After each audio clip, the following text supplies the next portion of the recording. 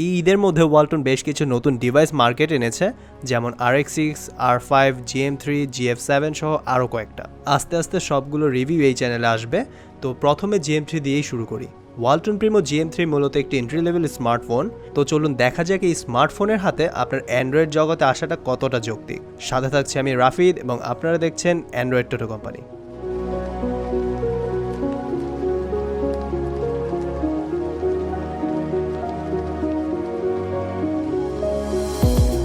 সেটটা হাতে নিয়ে প্রথমে আপনার মনে দুইটা প্রশ্ন জাগবে। এক, সেটটা এত মোটা কেন? দুই, সেটটা এত ভারী কেন? দুইটারই উত্তর হইল এর ব্যাটারি। জানিয়ে পরে আসছি। সেটটার ডিজাইন প্রাইস হিসেবে মোটামুটি ভালোই।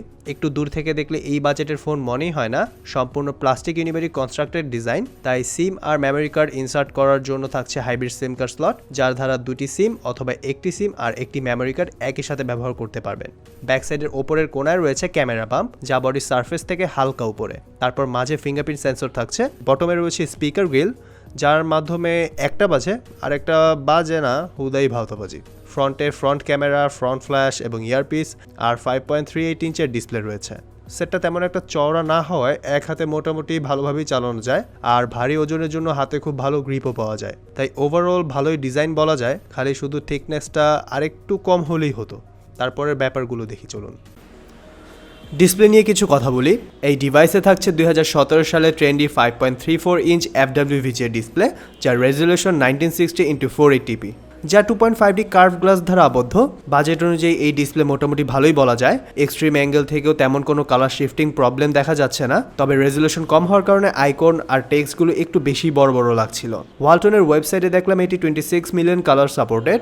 রিয়েল লাইফেও এর ডিসপ্লে কালারগুলো বাজেট অনুযায়ী খুব সুন্দর, হালকা ভিভিড অ্যান্ড স্যাচুরেটেড, যা অনেকের কাছেই ভালো লাগে। তারপর আবার ডিসপ্লেতে ফ্রন্ট চেঞ্জ করার অপশনও দেখলাম, যা অনেকের কাজে আসবে। ব্রাইটনেসটা ভালোই ছিল, আউটডোরে ভালোই চালানো যায়। 18:9 অ্যাসপেক্ট রেশিও হওয়ায় ভিডিও কন্টেন্টগুলো ভালোই দেখা যায়। ওয়ালটন এইবার তাদের সেই চিরচেনা জাতীয় চিপসেট MT6580 থেকে বের হয়ে এবার নতুন একটি চিপসেট দিয়েছে। ওয়ালটন প্রিমো GM3তে থাকছে মিডিয়াটেক MT6739, যা একটি 1.3 GHz প্রসেসর, এবং সাথে থাকছে পাওয়ারভিয়ার GE8100 GPU। মিডিয়াটেকের 67 সিরিজ দেখে আবার ভাববেন না যে এটা সেই লেভেলের চিপসেট। এটার পারফরমেন্স প্রায় আগেরটার মতোই, জাস্ট কিছুটা বেটার। তার সাথে এতে থাকছে 1GB র্যাম এবং 8GB রম। তো এন্ট্রি লেভেল স্মার্টফোন যেহেতু, তাই একটু হেভি ইউজ করে ভালো পারফরমেন্স পাওয়াটা অসম্ভব। টুকিটাকি ইউজ যেমন ফেসবুক, ইউটিউব, হালকা ওয়েব ব্রাউজিং, এইসবের মধ্যে যদি সীমাবদ্ধ থাকেন, তাহলে এইটায় তেমন কোনো প্রবলেমে পড়বেন না।